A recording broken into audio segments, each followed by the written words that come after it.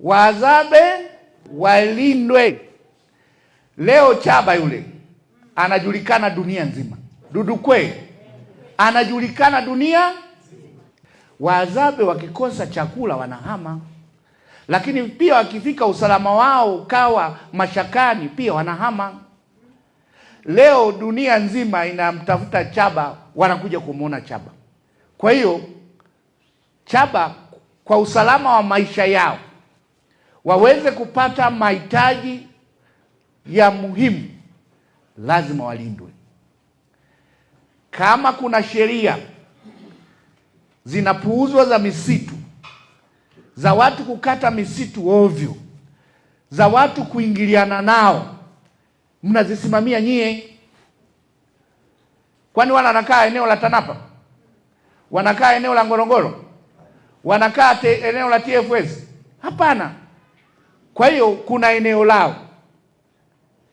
Kwa hiyo mtu hapa wa wanyamapori sio na misitu yupo wa halmashauri, wakitoweka wale, wewe kuja walinda. Mhadzabe, la kwanza chakula.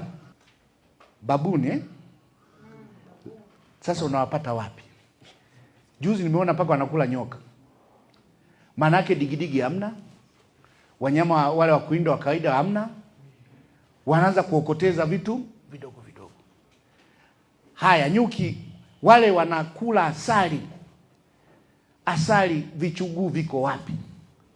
Sisi kule Singida asali tunatoa kwenye vichuguu na kwenye miti. Kwa hiyo miti mikubwa hamna ya kuweka asali. Wako katika mazingira hatarishi, wenye kuwaokoa ni wao.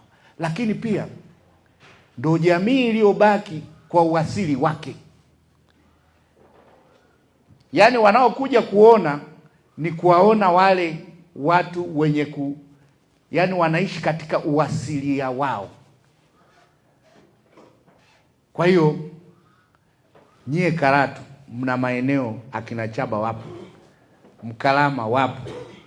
Kwa hiyo tuwalinde, tuhakikishe maeneo yao hawaingilii. Watahama mpaka wapi?